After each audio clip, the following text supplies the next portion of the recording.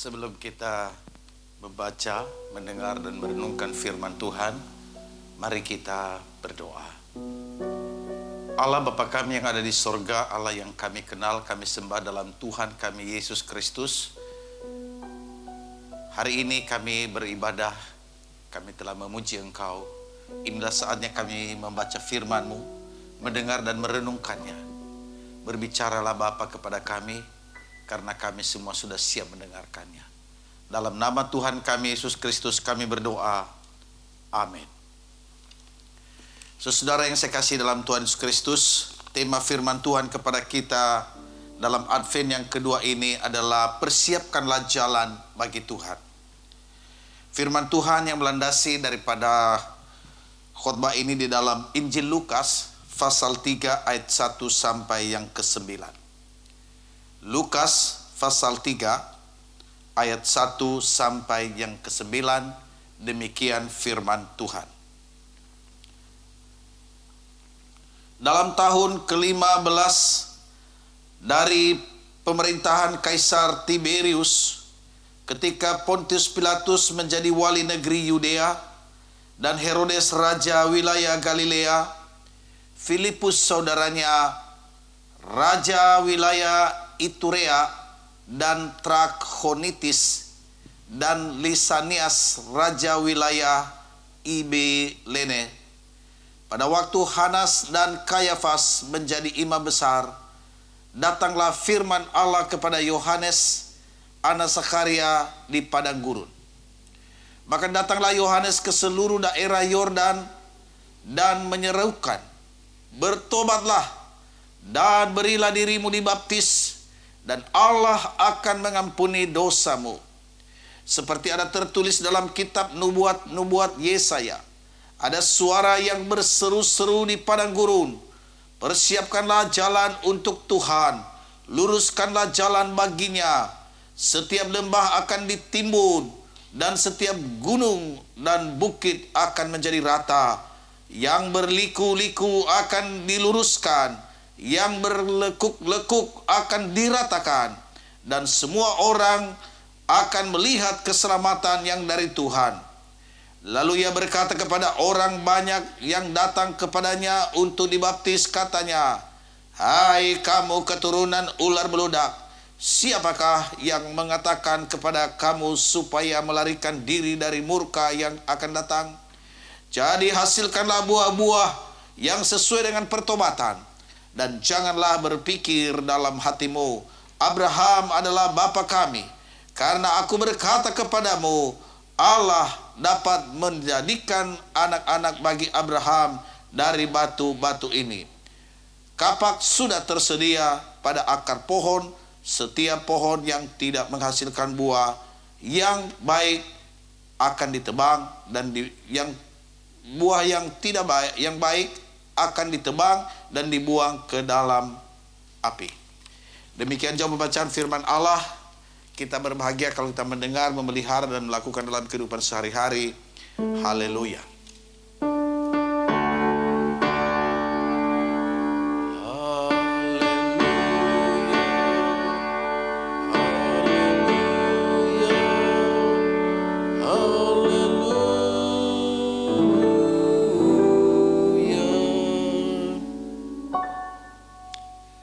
Persiapkanlah jalan untuk Tuhan, luruskanlah jalan baginya.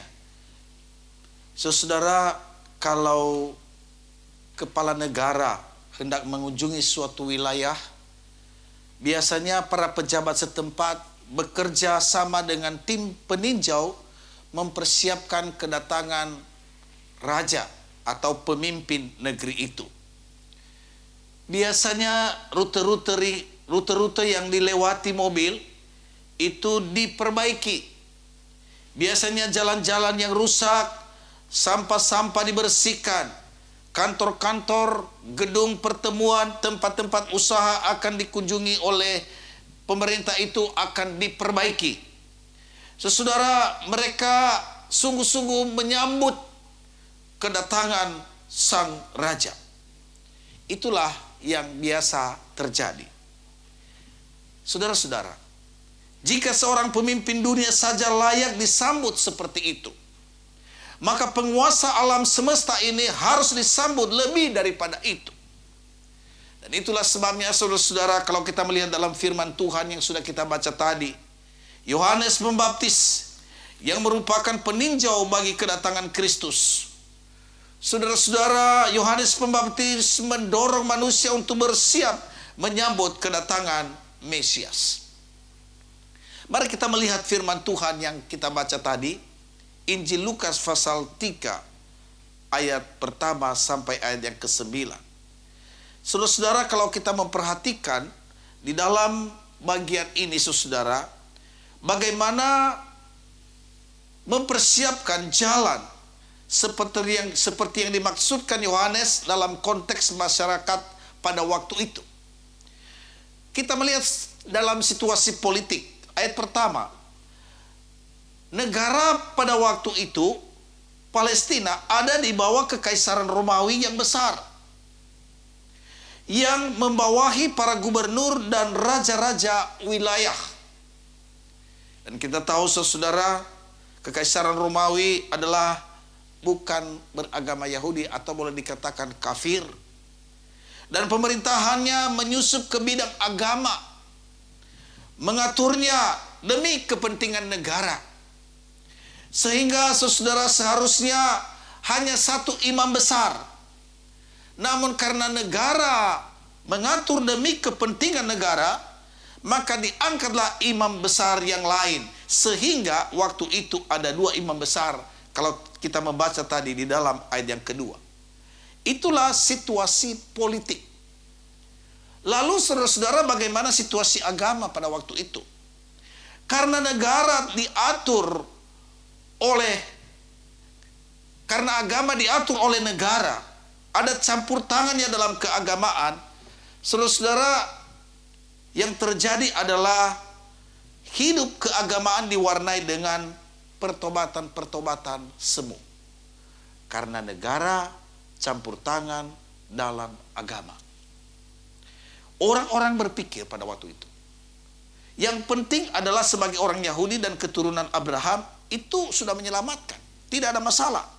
Sekalipun tanpa buah-buah pertobatan.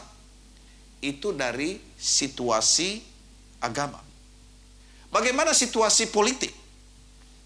Saudara, tidak ada keadilan dan cinta kasih di antara sesama. Masing-masing mementingkan diri sendiri. Yang punya banyak pakaian tidak peduli dengan yang tidak punya. Saudara-saudara, mereka jadi egois. Itulah situasi politik. Maka yang melatar belakangi ketika Yohanes Pembaptis datang sebagai yang mendahului atau mempersiapkan jalan dalam situasi politik, agama, dan situasi sosial sangat-sangat kurang baik. Artinya, saudara, bahwa keadaan pada waktu itu tidak seperti yang diharapkan. Di tengah-tengah situasi formalitas keagamaan yang merajalela, mementingkan keyahudian, keturunan Abraham, umat Allah, tanpa pertobatan. Maka saudara, mempersiapkan jalan bagi Tuhan berarti harus ada perubahan sikap hati atau pertobatan. Keagamaan jangan hanya di permukaan saja, tetapi harus mendasar di hati dan disertai ibadah nyata dalam hidup sehari-hari. Bila tidak demikian, maka firman Tuhan yang sudah kita baca tadi, kapak telah tersedia pada akar pohon dan setiap pohon yang tidak berbuah siap ditebang dan akan dibuang dan tidak ada gunanya. Saudara yang saya kasih dalam Tuhan Yesus Kristus, kalau kita melihat tadi bagaimana Yohanes mempersiapkan jalan itu, saudara.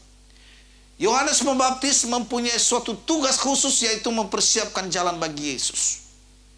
Yohanes Pembaptis mempersiapkan orang-orang untuk menerima kedatangan Tuhan Yesus. Di sini kita melihat tadi, ia harus menghancurkan penghalang, yaitu dosa, yang membuat manusia menolak untuk menerima Kristus. Manusia harus bertobat. Nah, saudara, makna daripada pertobatan yaitu metanoia adalah berbalik. Berbalik dari dosa, meninggalkan dosa dan kembali kepada Tuhan. Menerima Kristus bukan hanya sebagai juru selamat dari hukuman dosa mereka. Menerima Kristus sebagai Tuhan dan juru selamat atas kehidupan mereka. Maka saudara, pertobatan itu berarti meliputi pergantian penguasaan diri mereka. Penguasaan diri dalam apa? Penguasaan diri dari si iblis. Kalau kita membaca di dalam Efesus pasal 2 ayat 1 sampai ke 2, firman Tuhan katakan, kamu dahulu sudah mati karena pelanggaran-pelanggaran dan dosa-dosamu. Kamu hidup di dalamnya karena kamu mengikuti jalan dunia ini. Karena kamu mentaati penguasa kerajaan angkasa, yaitu roh yang sekarang sedang bekerja di antara orang-orang durhaka. Siapakah yang berkuasa bagi orang-orang yang belum percaya ini? Saudara, kuasa kegelapan. Lalu yang kedua, saudara, ketika bertobat, maka harus ada pergantian kekuasaan atas dirinya. Kalau dulu adalah dosa, kegelapan, maka sekarang kepada kekuasaan Kristus dan firman-Nya. Kisah Para Rasul 26 ayat 18 berkata, supaya mereka berbalik dari kegelapan kepada terang, dan dari kuasa iblis kepada Allah, supaya mereka oleh iman mereka kepadaku memperoleh pengampunan dosa dan mendapat bagian dalam apa yang ditentukan untuk orang-orang yang dikuduskan. Jadi saudara, begini, kalau dahulu sebelum bertobat di dalam kegelapan, di bawah kuasa dosa, iblis, sekarang berbalik kepada Kristus dan firman-Nya. Dia bukan hanya berbalik, bertobat kepada Kristus, tetapi yang menjadi Tuhan, juru selamatnya adalah Tuhan Yesus Kristus. Itulah hidup bertobat. Saudara yang sekasih dalam Tuhan Yesus Kristus, bagaimana menghasilkan buah-buah pertobatan? Firman Tuhan katakan tadi oleh Yohanes Pembaptis berkata, hasilkanlah buah-buah pertobatan. Saya menceritakan kepada kita seorang anak muda yang kehilangan miliknya, yaitu kambingnya. Anak muda ini saudara, ketika kambingnya hilang, dia cari kemana-mana, dari pagi sampai sore. Dia sudah cari, akibatnya dia menjadi sangat lelah dan capek. Tapi saudara, pada waktu dia pulang, anak muda ini, dia menyanyi. Dia menyanyi dan menyanyi, tetapi mukanya sudah lelah sekali, capek. Tetangganya berkata, hei anak muda, kalau kita melihat wajahmu, kamu begitu lelah, capek, tetapi kamu bernyanyi. Kenapa? Dia katakan begini, iya, kambing saya hilang, terus saya sudah cari kemana-mana, dan belum saya temukan. Lantas kenapa kamu menyanyi? Ya, saya menyanyi, walaupun saya belum mendapatkannya, biarlah hati saya boleh terhibur di tengah-tengah keadaan seperti itu, supaya jangan karena saya hilang, akhirnya saya jadi larut di dalamnya, dan saya menjadi susah. Saudara, sikap anak muda ini ialah tidak terikat pada harta duniawi, tidak terikat pada kambingnya. Tuhan Yesus mengajarkan tentang muridnya agar tidak dikuasai oleh mamon. Saudara, Yesus yang terutama dalam kehidupannya, itulah orang yang sudah diselamatkan. Orang yang sudah diselamatkan bukan berarti tidak ada masalah. Orang yang sudah di dalam Tuhan bukan berarti tidak mengalami kehilangan harta benda, atau ada sesuatu masalah-masalah. Ada masalah. Tetapi kita boleh belajar dari anak muda ini, saudara. Anak muda ini tidak mau dia dikuasai oleh masalah. Dia tidak mau dikendalikan oleh situasi dan kondisi. Ia berdiri teguh. Sekalipun dalam keadaan dia susah hatinya, tetapi dia terus memuji. Beberapa prinsip rohani yang patut diteladani dari Yohanes Pembaptis. Kalau kita membaca di dalam Matius pasal 3 ayat 11, di situ dia berkata kepada orang-orang yang hadir di situ, bahwa membuka tali kasurnya saja aku tidak layak. Dia tahu siapa dirinya di hadapan Kristus, Mesias itu tidak ada apa-apanya. Nah, yang menjadi masalah saudara, sebenarnya bagi Yohanes ini sangat parah saudara, sangat berbahaya. Tetapi kita bisa melihat bahwa Yohanes Pembaptis ini tidak egois. Tidak pernah mencari keuntungan diri walaupun sebenarnya dia bisa melakukan itu. Karena pada waktu itu dia terkenal. Tetapi dia tidak mau melakukan itu, justru dia menyerahkan segala sesuatu termasuk pengikutnya sendiri kepada Kristus. Karena dia menyadari siapa dirinya di depan Kristus. Saudara, Yohanes Pembaptis tidak menggunakan pengaruhnya sehingga membuat mereka menjadi pengikut buta. Dia tidak mau melakukan itu. Dengan pengaruhnya ada banyak orang datang kepada dia. Dia tahu itu salah. Tetapi apa yang dilakukannya saudara? Dia membawa orang kepada Kristus. Dengan kalimatnya, membuka tali kasutnya pun aku tidak layak. Sekalipun ada banyak orang yang datang berbondong-bondong, dia baptis. Yohanes Pembaptis tidak sibuk mencari pengikut. Ia sibuk mencari pengikut bagi Kristus dan mempengaruhi orang untuk mengikut Kristus, bukan untuk mengikut dirinya. Ini buah pertobatan. Saudara, kalau kita bisa melihat bahwa Yohanes Pembaptis tidak mau kompromi. Ia tidak segan-segan mengatakan, celakalah kamu, hai ular beludak, kepada orang-orang yang berdosa, yang menganggap dirinya bahwa kalau sudah menjadi keturunan Abraham sudah cukup. Saudara, dikatakan tidak, kamu harus berbalik, harus bertobat. Saudara yang saya kasih dalam Tuhan Yesus Kristus, inilah pelajaran rohani yang boleh kita belajar dari seorang yang namanya Yohanes Pembaptis. Seorang mahasiswa yang pergi ke daerah dan dia mengadakan survei. Dia masuk di tengah-tengah sawah dan di situ ada pemilik sawah itu dan juga ada orang-orang yang bekerja. Saudara, ketika mahasiswa ini melihat seorang yang sedang mengerjakan sawah itu dan bekerja, dan dia bertanya, "Bapak, apa yang kamu kerjakan di sini dan kenapa kamu ada di sini?" Ya, dia katakan, "Ya, saya ada di sini bekerja dan nanti kalau sudah ada tempat yang lain saya akan meninggalkan tempat ini. Pekerjaan ini bukan tempat saya dan tidak cocok untuk saya. Saya lagi menunggu kalau ada yang bisa menerima saya."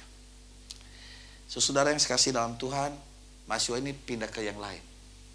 Ketika dia pindah ke orang yang bekerja berikutnya, dikatakan, "Bapak, kenapa ada di sini dan apa yang Bapak kerjakan?"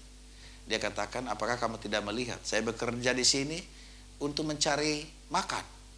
Kalau saya tidak bisa bekerja, bagaimana mungkin saya bisa makan?" Oh, begitu.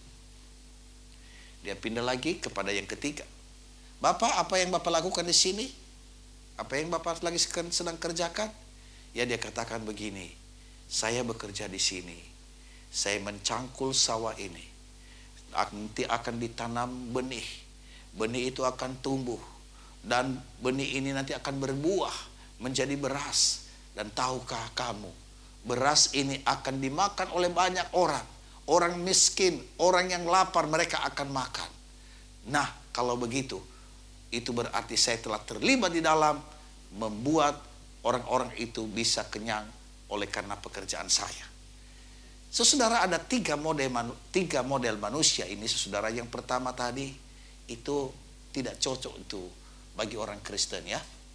Saudara, dia katakan, "Ya, saya lagi menunggu kalau ada tempat yang lain." Ini pasti tidak banyak bisa diandalkan kepada orang ini. Ini bisa jadi kutu loncat. Terus yang kedua tadi saudara, ya betul dia cari makan. Tetapi saudara, hanya itu, dia bekerja hanya untuk makan sehari-hari. Tetapi yang ketiga menarik saudara. Ia bekerja walaupun pekerjaannya itu sepele. Dia mencangkul sawah. Tetapi saudara, tahukah bahwa ada satu rencana, ada satu pemikiran, ada satu visi ke depan. Bahwa apa yang dikerjakannya ini bukan hanya di sini, tetapi punya dampak bagi orang lain. Saudara-saudara yang saya kasih dalam Tuhan Yesus Kristus, tema kita hari ini ialah menjadi orang yang diutus untuk mempersiapkan jalan bagi Tuhan. Saudara, mari kita boleh belajar dari mental daripada orang ini, yang ketiga ini. Bahwa dimanapun kita berada, pekerjaan apapun, situasi apapun kita, mari saudara sadarilah diri kita, bahwa kita telah diubahkan, kita telah menjadi anak-anak Allah, dan melalui kehidupan kita punya dampak, baik di tempat kita berada, maupun jauh ke depan bagi banyak orang. Biarlah di dalam minggu Advent ini saudara kita boleh merenungkan bahwa Yohanes Pembaptis diutus untuk mempersiapkan jalan bagi Tuhan. Sekarang saudara juga, saya dan saudara diutus untuk mempersiapkan jalan bagi orang banyak untuk boleh datang kepada Kristus, untuk boleh memuliakan Tuhan, untuk boleh menyembah Tuhan, sehingga juga mereka boleh menikmati anugerah demi anugerah. Terpujilah Kristus, biarlah firman Tuhan ini boleh menjadi berkat bagi kita. Amin. Mari kita berdoa. Bapa di sorga, kami bersyukur untuk firman-Mu yang boleh kami dengar, kami renungkan. Meteraikan firman ini Bapa, sehingga boleh menjadi bagian dalam kehidupan kami di dalam merayakan Advent, secara khusus dalam Advent yang kedua ini. Tuhan, kami juga datang kepadamu membawa pokok-pokok doa kami. Kami mengucap syukur untuk Gereja Kristus Bojong Indah yang Tuhan terus pelihara, baik sebagai rohaniwan, majelis, aktivis, dan seluruh jemaat Tuhan. Tuhan terus memperhatikan kami, Tuhan terus memberkati keadaan kami. Bapa, kami terus mendoakan untuk ibadah-ibadah yang kami lakukan, baik di ibadah umum, kategorial. Tuhan terus memberkati walaupun ibadah itu dilaksanakan secara online. Kami juga berdoa untuk jemaat GKBI dalam keadaan saat ini dampak daripada virus corona. Kami doakan bagi mereka yang berdampak ekonomi, kesehatan, dan hal-hal yang lain. Tuhan tolonglah, Tuhan memberkati. Bapa di sorga, kami juga berdoa untuk jemaat Tuhan yang Tuhan telah tambahkan umur mereka 1 tahun. Kami bersyukur untuk Pak Wijaya tanggal 1 Desember, Ibu Mevang tanggal 2 Desember, Bapak Alvin Gunavanta Pangestu 2 Desember, dan Saudari Daniel Christian 5 Desember. Bapa di sorga, kami berdoa dan kami menyerahkan ke dalam tangan Tuhan. Allah yang sudah menolong menyertai anak-anak-Mu, Engkau juga terus memberkati dan menjaga mereka di hari-hari yang akan datang. Bapa, kami berdoa juga untuk gereja-gereja Tuhan yang ada di Indonesia, bahkan di seluruh dunia. Engkau mengerti keberadaan gereja-Mu Tuhan. Dalam keadaan saat ini Tuhan juga bangkitkanlah iman dan kehidupan kerohanian anak-anak-Mu, sehingga mereka boleh terus juga menjadi saluran berkat di tengah-tengah dunia ini yang sedang mengalami krisis. Bapa, kami doakan untuk pemerintah kami. Tuhan, Engkau juga yang menolong dan memberkati bangsa dan negara kami. Secara khusus pemerintah kami di dalam menjalankan roda pemerintahan ini, biarlah Tuhan memberikan hikmat kepada mereka. Terima kasih Bapa. Inilah doa kami yang kami naikkan kepadamu di dalam nama Tuhan kami Yesus Kristus yang telah mengajar kami berdoa. Bapa kami yang di sorga, dikuduskanlah namamu, datanglah kerajaanmu, jadilah kehendak-Mu di bumi seperti di sorga. Berikanlah kami pada hari ini makanan kami yang secukupnya, dan ampunilah kami akan kesalahan kami, seperti kami juga mengampuni orang yang bersalah kepada kami. Dan janganlah membawa kami ke dalam pencobaan, tetapi lepaskanlah kami daripada yang jahat, karena Engkau yang punya kerajaan dan kuasa dan kemuliaan sampai selama-lamanya. Amin.